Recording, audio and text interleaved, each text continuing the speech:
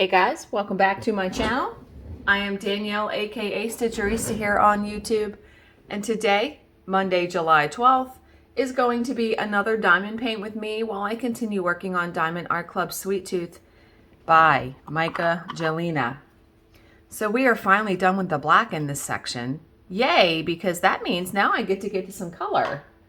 Very excited about that. So let's get a color. We're going to start just here and just work our way over. So I'm going to pick, what's P? And I like being at this part because I can see the key very easy. You know, you would think, and I don't know how hard it would be for a Diamond Art Club or any company to do this, to just keep repeating the key all the way down on both sides, right? Yeah, I don't know what's involved in that. It may be something that's very difficult. Okay, the symbol for P is actually the glow-in-the-dark one. This green is a glow-in-the-dark gem. So that's cool.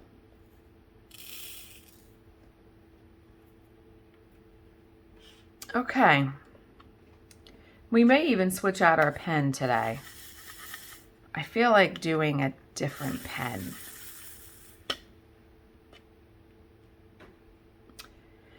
And this tray, this is a different tray than I've been working with. I had ordered a tray from, it's called Crystal Trays on Etsy.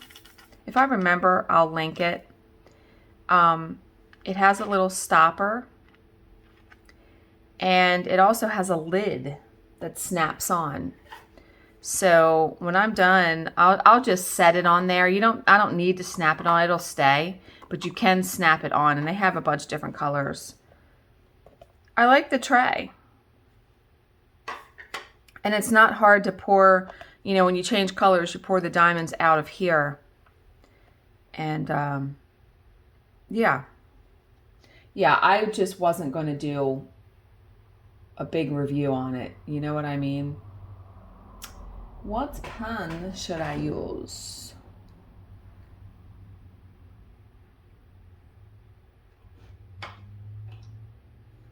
We're going to go back to the wood one because I love that one so much too. Okay.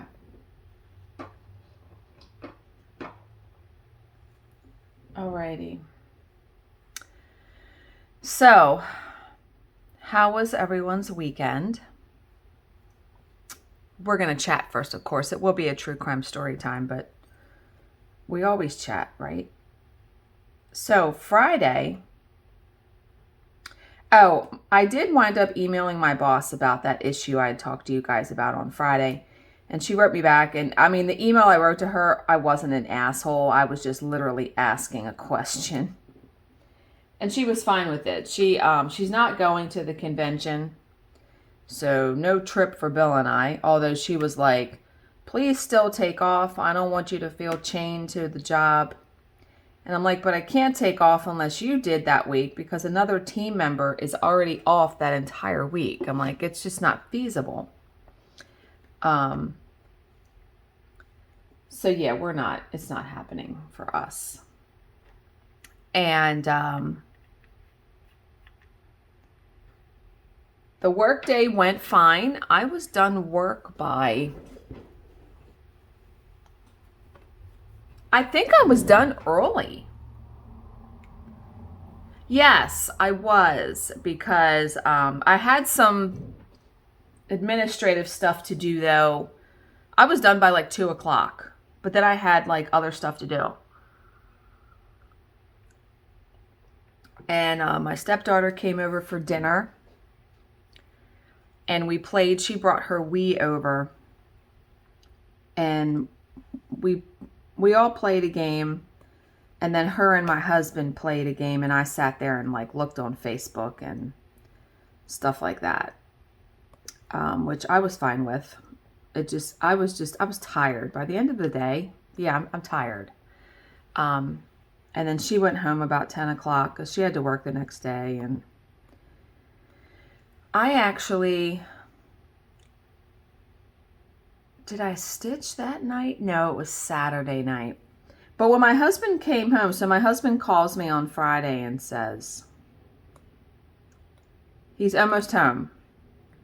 And he says, can you come outside? I have a surprise for you. What? I'm not really big on surprises because, first of all, you feel if someone buys you something, you feel an obligation to love it, right? Right? And I was like, he's like, I'm probably going to need help carrying it in. And I'm like, what? I'm like, what is it? And he was like, just come outside. He's like, you may not even like it. I'm like, okay.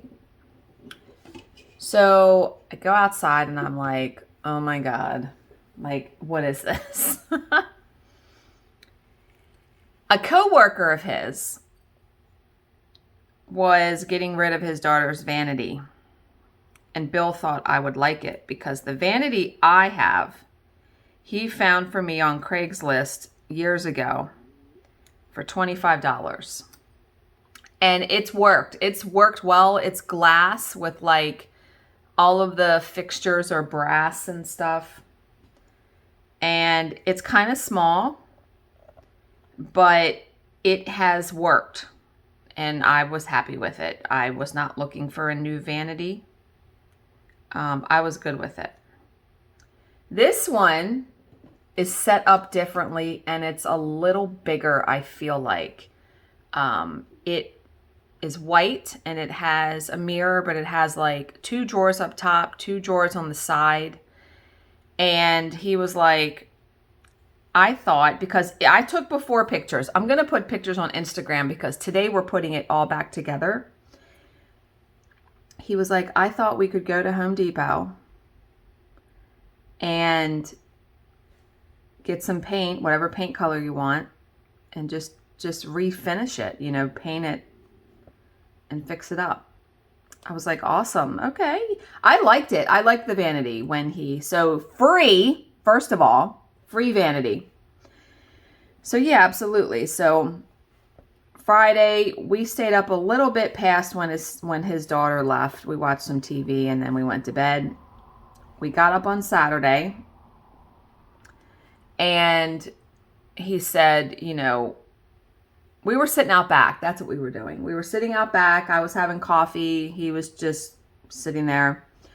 And I'm like, why don't we get lunch at Subway and go to the park today? Because in the summer, when it's not too sweltering hot AF outside, we like to do that. We'll bring our camping chairs, we'll grab lunch somewhere, we'll go to the park, and we watch like all the people fish and swim and all that.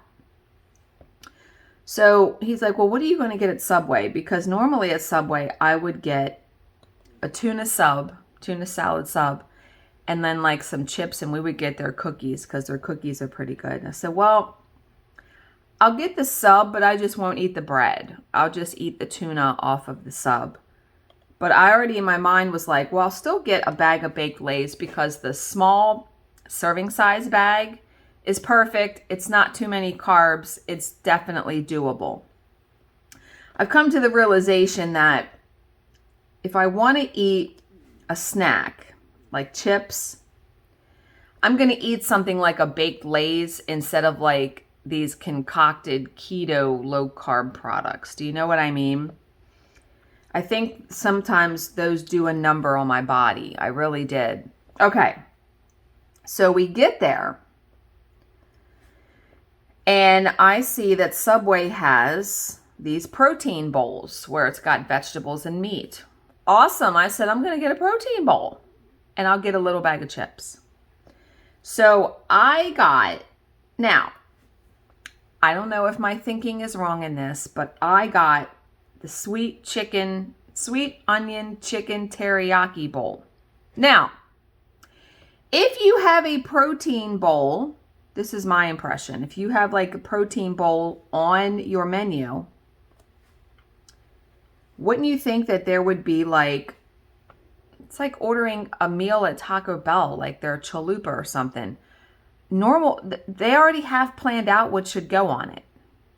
I don't want to have to pick every item. It looked good. Sweet onion chicken teriyaki. Yeah, I'm there. So they put the chicken in this bowl and they're like asking me every little thing. What cheese, what vegetables, what sauce? And I'm like, so I got the sweet onion sauce, but in the picture it looked red and this was not red. And I'm like, I just didn't understand it. It was okay. I didn't eat very much of it. It was not worth, between that and my husband got a wrap, that was not worth $23. Let me fucking tell you that. So he said, next time we're going to try another Subway. We have like 3 Subways near us. We're not going back to that one again. So, and the workers seemed like they didn't know what they were doing. And I'm like, maybe they weren't trained properly? I don't know. It was the oddest thing. They just did not seem to know what they were doing. And I couldn't understand the woman through her mask for nothing. I had to ask her like 3 times to repeat herself. And I'm like, oh my God. So we get to the park. Now here's the funny part. We get to the park and it costs $6 to get in. Not a problem. I had it.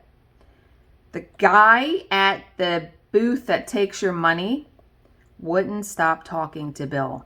And the guy's talking about his surgery he's having upcoming. Now, I got the impression that the guy is really nervous about this surgery and he's a talker. So he's going to make himself feel better, he's hoping people will say, oh, it's going to be okay, blah, blah, blah, right? He talked to Bill for a good, now mind you, these transactions take what, 10, 20, 30 seconds? He stood there and talked to Bill for a good couple minutes. Bill got in the car and he looked at me and he goes, wow, that guy was a talker. And I'm like, I just think he was feeling nervous about the surgery upcoming. That's what I really thought. So we start going to our normal spot in the park and it says, oh, this side is closed to the public. We look at each other. I'm like, well, how are we getting to the other side? So normally this park is very crowded, especially in the summer. And then we turn around and we find a way to get to the other side and they're like, oh, the beach is closed. That means no fishermen, no people swimming. Bill's like, what are we? I said, well, we didn't know. And I'm like, do you just want to go home? And he's like, no, well, there was hardly anybody there. So he's like, well, we'll watch the boats in the water because it was on the bay. So we did. I brought my iPad, thank God. So we had lunch, we chatted, and then I read my book, finished my book sitting there, finished The Locked Door. Oh my God, I loved it. I really, really enjoyed it.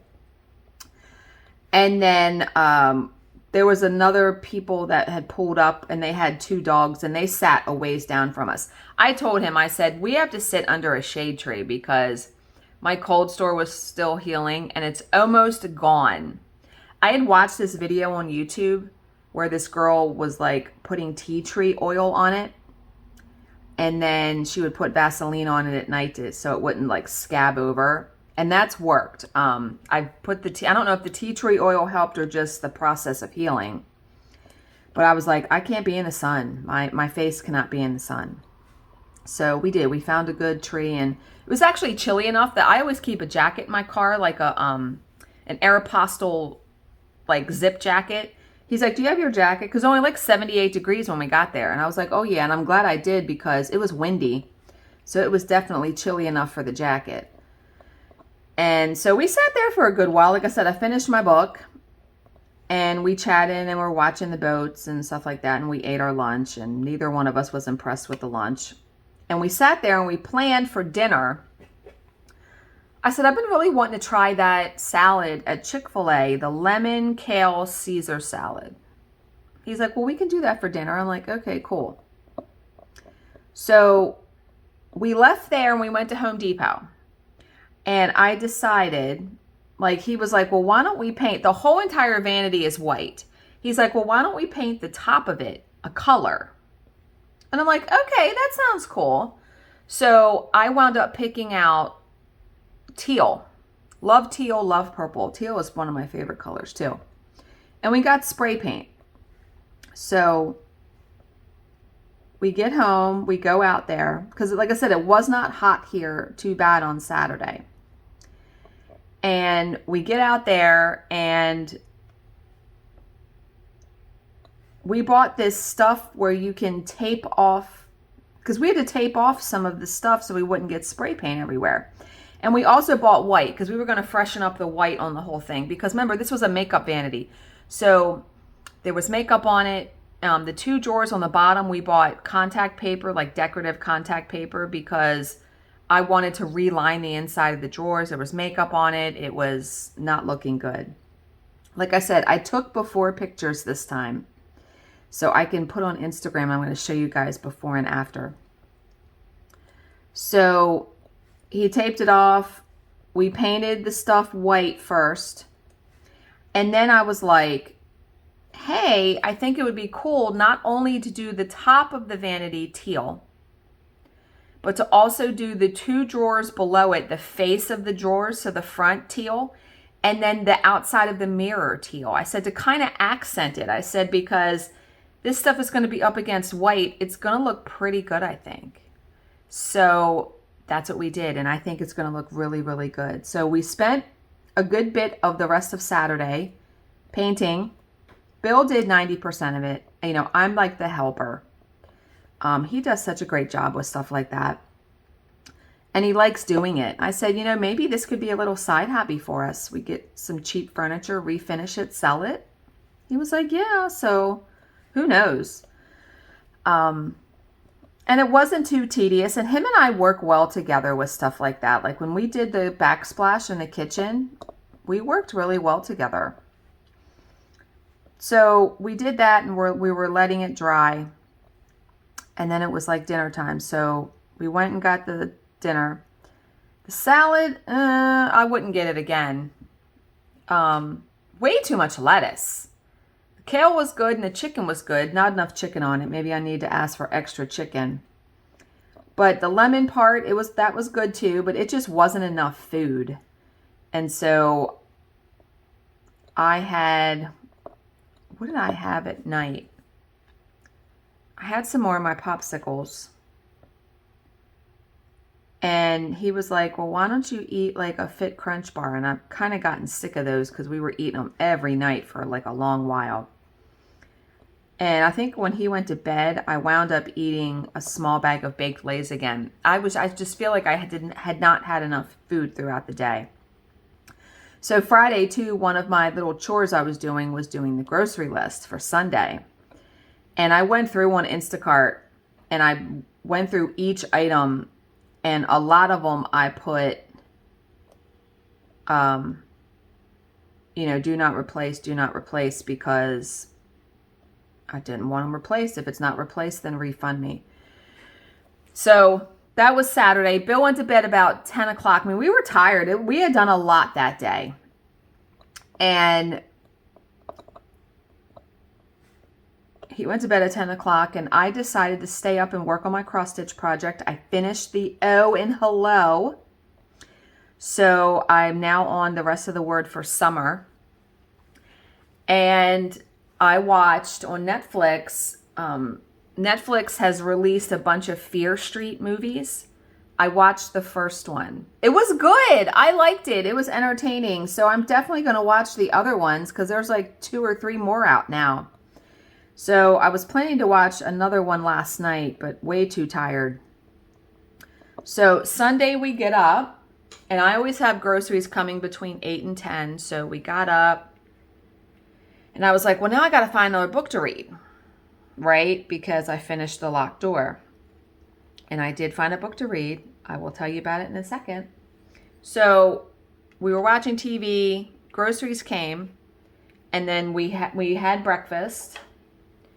And then we had to go to Costco. I planned to clean the house. He was going to weed out front in our garden, our flower garden. And then, you know, do another coat on the vanity.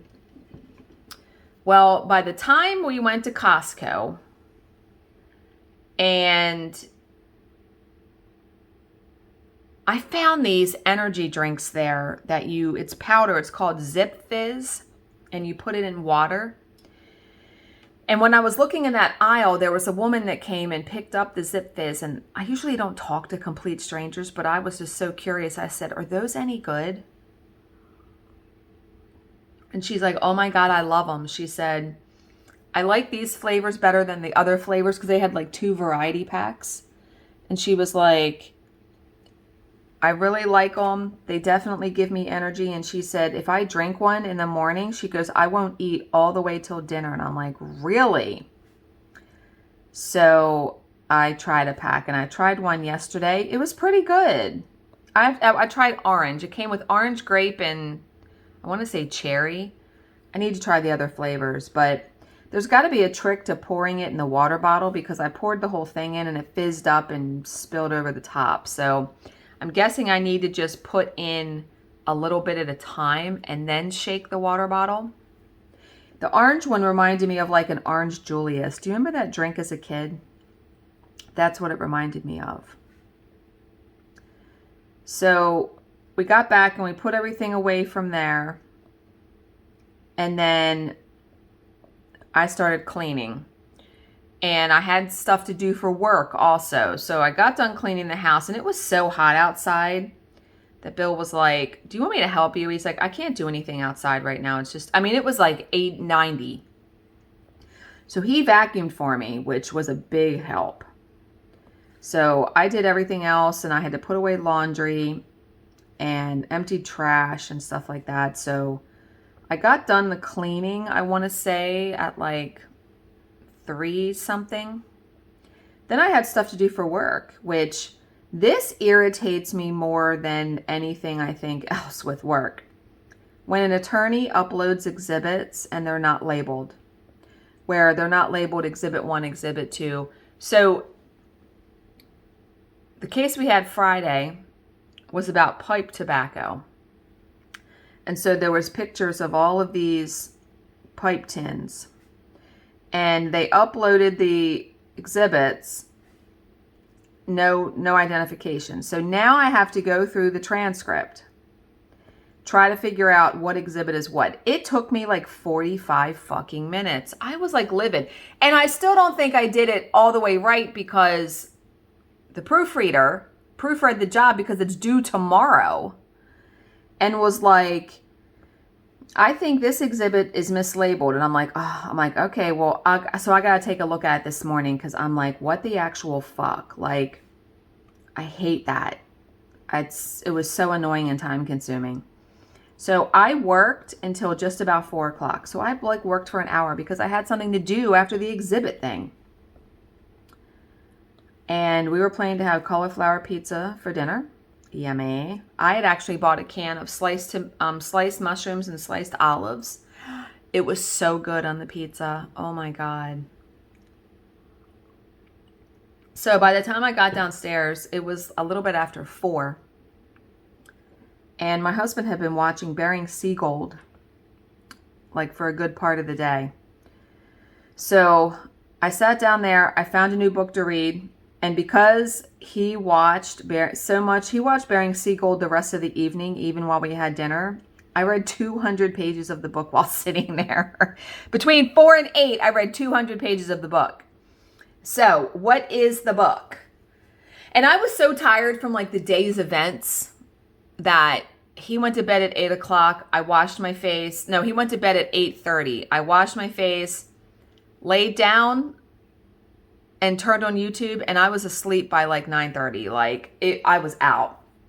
So the new book I am reading, and almost finished already because it's only 314 pages, and I'm on page like 220, is Carol Goodman's The Stranger Behind You. So this book just came out. I will link it down below. I've read every book that Carol Goodman has written. Most of her books, it reminds me of Gothic mysteries, if that is a thing. She has written so many good books, and she's written a lot. Like I said, I've read every single one. I follow her on Amazon. Every time a book comes out from her, I read it. So the premise of this one, and I posted the premise on Instagram, so okay. Journalist Joan Laurie has written a seething article exposing a notorious newspaper tycoon as a sexual predator. But the night it goes live, she is brutally attacked. Traumatized and suffering the effects of a concussion, she moves into a highly secure apartment in Manhattan called The Refuge, which was at one time a Magdalene Laundry. And someone asked me what a Magdalene Laundry was. What it was like a home for wayward girls where they did laundry for people. And they were locked in this refuge. They were locked in this laundry. And yeah, it was girls of like ill repute who parents were, thought the girls were too wild. Yeah. So Joan should be safe here. So how can she explain the cryptic incidents that are happening? Lillian Day is Joan's new 96-year-old neighbor at the refuge. In 1941, Lillian witnessed a mysterious murder that sent her into hiding at the Magdalene Laundry, and she hasn't come out since. This woman has lived in that building since 1941. Because in 1941, it was, I want to say it wasn't like the laundry part. They had like redone it. As she relates to Joan her harrowing story, Joan sees striking similarities to her own past. Melissa Osgood, newly widowed and revengeful, has burning questions about her husband's recent death. When she discovers a suspicious paper trail that he left behind, she realizes how little she knew about her marriage. But it seems Joan Laurie might be the one who has the answers. As these three lives intersect, each woman must stay one step ahead of those who are desperate to make sure the truth is never uncovered. This does not even touch on what happens in this book. The book is very, very good, and it is told in the alternating perspectives of Joan and Melissa. So it's so good. And I'm not going to give away any, but I highly recommend it. I am enjoying it very much. So I will be done that book pretty soon. No doubt about that. And then I'll just be like, God damn it. Now I'm going to find another book to read. Yeah, I'm on page 230 of 314. Because this one,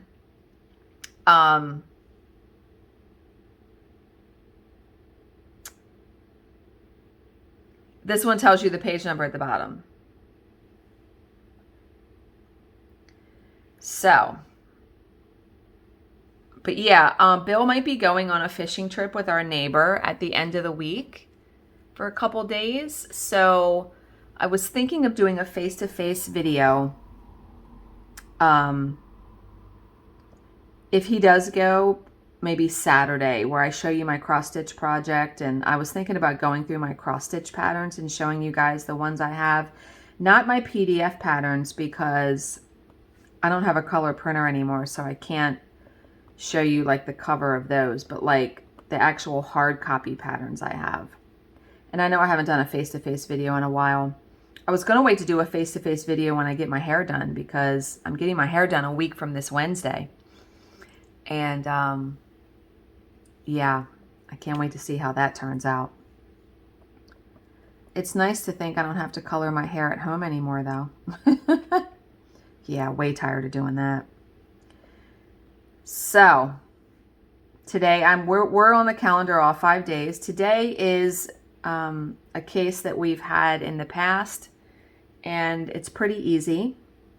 So yeah, looking forward to that. Well, I know I'm never looking forward to work, but it's nice to know that the case is not, I'm familiar with it.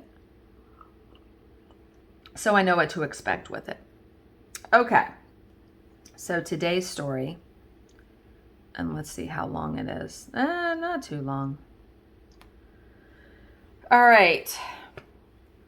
These girls, it's two girls, Valerie Parishumti and Jessica Stasinowski. Wow, I'm not going to be pronouncing those last names anymore. Okay, so those two girls were lovers. They were also a pair of young women with a macabre and unsettling outlook on life. 19-year-old Valerie claimed to be part of a vampire coven and boasted that she had been drinking human blood since the tender age of 10. Blah. No. Her girlfriend, 21-year-old Jessica, spoke often about her own violent fantasies, which included murder. Murder. Haven't said that in a while, huh? The couple would spend hours talking about the murders they were going to commit. Good God! Get a hobby! Start diamond painting, right? Even the idea of killing someone aroused them sexually. What? Yeah, I know that for some people that's like an aphrodisiac, but dude. Well, obviously they go through with it because they wouldn't be in this story, right? So to David Haynes, the 27-year-old who shared a home with the couple in Perth, Western Australia, these outpourings seemed to be no more than impotent rants against the injustices of the world. So these two women live with a man. Valerie, he knew, had endured a difficult childhood at the hands of a brutal father, a man who had eventually ended up in jail for his frequent attacks on his wife and children. Her frequent tirades were probably just her way of blowing off steam, but David would have cause to reevaluate this view once 16-year-old runaway Stacy Mitchell came to live at the house in December 2006. Oh boy. Suddenly, the knowing glances that passed between Valerie and Jessica appeared to have a real malevolence about them. And suddenly their jibes seemed more like barely veiled threats, like they were planning to kill this girl, maybe. Stacy was a British-born girl who had immigrated with her family to Australia 6 years earlier. She had recently run away from home, and it was while wandering the streets of Lethlean, did I even pronounce that right? A suburb of Perth, that she met Valerie and Jessica. They had invited her to crash at their place, but soon grew tired of her presence. Okay. Valerie in particular was irritated by Stacy, who she claimed talked incessantly. And she also accused Jessica of flirting with Stacy, something that Jessica vehemently denied. Denials, though, were not enough for Valerie. She wanted her lover to prove her devotion. In the past, they had often spoken about committing a murder together, and now they had the perfect victim within their grasp. Stacy had to die. Oh my God. David first became aware of the plot to murder Stacy when he found Valerie in the kitchen grinding up glass with a mortar and pestle. Like, what the actual fuck are you doing, right? When he asked what she was doing, she said that she was going to put the ground glass into Stacy's drink. It will be fun to watch her die in agony. Oh my God. Shocked by her frank admission, David tried to dissuade Valerie from this action, saying that there were other people who deserved to die far more than Stacy. To this, Valerie responded that the only way to shut Stacy up was to bury her head in the ground, and she then added, "No one should destroy your happiness, and you should kill anyone that does." Really? We would have a lot of fucking murders in this world if that's the case. Are you serious right now? So David may have doubted his roommate's intentions in the past. He may have written off their talk of murder and mutilation as bluster. This time, however, he knew that they were dead serious. Stacy did not know it yet, but her life was in imminent danger. Can you even imagine? And yet, David did nothing, did not warn Stacy, did not go to the authorities. Instead, he made a half-hearted attempt to dissuade the couple from their intended course. They, in turn, warned him not to interfere unless he also wanted to die. Okay! That would probably be enough to, have you back off, right? On the evening of Monday, December 18th, 2006, 3 days after Stacy had moved in, she had barely been there, 3 days, Jessica pulled him aside. She told him to go to his room if he couldn't stand the sight of blood and to put on loud music if he didn't want to hear the screams, and he complied. Stacy Mitchell had less than an hour to live. Oh my God. So Stacy, of course, was oblivious to the murder plot. She willingly accepted the glass of whiskey that was handed to her and plopped down on the couch when invited to listen to some music with her newfound friends. Soon, the strains of Johann Sebastian Bach's St. John Passion were blaring out from the hi-fi speakers. Sitting in his room, barely able to breathe from the anxiety, David heard the music start up.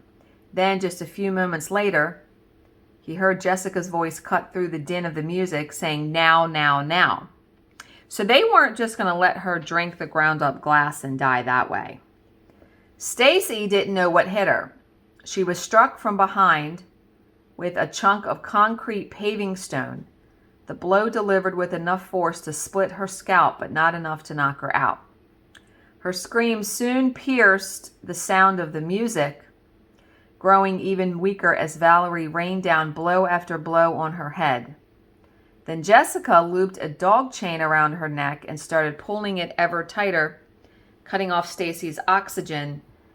And soon Stacy blacked out, and that at least was a mercy, right? Because are you kidding me right now? An autopsy would later determine that it took Stacy as long as 30 minutes to die. Jesus Christ. Valerie and Jessica would not waste those precious moments. They had often fantasized about committing a murder together, and now they were doing it. Aroused by the violence they had inflicted, the couple enjoyed a passionate kiss over their dying victim. Fucking wackadoos. Then they started filming her death throes, laughing and joking as they captured Stacy's last moments on their cell phones. That's probably a dumb move and going to bite them in the ass. Finally, when they were sure she was dead, they called for David to come out of his room. David was by this time in a state of extreme anxiety, his chest constricted, barely able to breathe. I guess he was feeling like that. When he told Jessica that he had to get out of the house because he was having a panic attack, she agreed, even giving him a black t-shirt to put over his eyes so that he would not have to view the bloody spectacle. She then told him to go for a walk around the neighborhood, telling him that she would call him on his cell phone when it was safe to come back. So David did as he was told, and he walked the streets in a daze for 2 hours before his cell phone rang. It was Jessica telling him that he could return, but warning that the place was still a bit messy. So David entered the house once again, wearing his makeshift blindfold. Oh my God. Over the days that followed, the housemates spent a lot of time discussing ways to dispose of the body. Burning was considered and rejected, as was dropping the corpse in the ocean or in some remote location. So Valerie and Jessica wanted to make sure that Stacy would never be found, and that if anyone did discover the body, it would be impossible to identify. With this in mind, they drew up a shopping list which included a chainsaw, a couple of shovels, and some quicklime. And David accompanied them on their trip to a local hardware store. So he's accessory, right? Like, he's accessory after the fact, although they can probably prove that he was accessory before the fact because he knew about their plan and didn't do anything. So, unbeknownst to the killers, the police had already launched a search for Stacy, who had been reported missing by her parents shortly after she ran away from home. There's something on my pen. Their inquiries would lead them eventually to the house in Lath Lane, but they could not have imagined what they would find there. I wonder how it led them to their house. Stacy's corpse was found stuffed into a garbage bin, and Valerie and Jessica were arrested when they returned from their shopping expedition, and also taken into custody was David. Yeah, you dumb motherfucker. Of course you are. Under interrogation, David quickly cracked, admitting what he knew and agreeing to testify in court. And Valerie and Jessica weren't exactly denying what they had done, though, either. At their trial in December 2007, both women entered guilty pleas, then spent the rest of their time giggling and whispering to each other while their defense attorneys tried to convince the court that they deserved a lenient sentence. Yeah, right. Those pleas understandably fell on deaf ears, not of their giggling and laughing and all through the trial. So Valerie and Jessica were each sentenced to life in prison, with the stipulation that they must serve at least 24 years before they become eligible for parole. So they'll be in their 40s by the time they would get out. David, convicted as an accessory after the fact, what did I fucking say? Was given a 2-year sentence. So, Jessica subsequently lodged an appeal, but that was unanimously rejected. The case had shocked Australia, and it would cause another stir in 2009 when a newspaper expose revealed that Valerie and Jessica had continued their relationship behind bars. According to the report, the couple saw each other for 90 minutes on weekdays and spent as long as 7 hours in each other's company on Saturdays and Sundays. The public outcry aroused by this story saw to it that Jessica was moved to another facility, so they were split up. There, she has continued to be a problem prisoner. In 2012, 3 prison officers were injured while trying to break up a fight between Jessica and another inmate. And a year later, she was involved in an unsuccessful prison break. So, yeah. There was no doubt, though, that these girls were not going to be model prisoners, right? I mean, come on now. But what an awful, horrific crime to that poor girl. Can't imagine being hit over the head with a cement block and then strangled. That's, yeah. All right. We always end on a positive affirmation, and today is no different. So today is Monday, July 12th, and we are reading for this year. I'm going to get a different affirmation book for next year. This is A Year of Positive Thinking by Cindy Spiegel. So, July 12th, you are stronger than your shame. Whatever you are most ashamed of can also be the source of great resilience and ultimately strength. You are stronger than your shame. Always remember this. I think we are stronger than we give ourselves credit for. I've always believed that. People face and get through horrible, horrible things and go on to lead successful, productive lives and are good people. So I think your mind is the battlefield. If you ever read that Joyce Meyer book, Battlefield of the Mind, your mind is where everything resides. All of your emotions, how everything is perceived. And to live your life in shame of things that you've done isn't going to be good. You have to, and it almost comes back to also the adage of letting it go. You got to let that stuff go. You have to. Okay. I hope you all have a fantastic Monday, another start to the week. As always, if you have any questions, please leave them in the comments section below, and I will answer them to the best of my ability. Thank you so much for watching and subscribing, and I will see you in my next video. Bye, guys.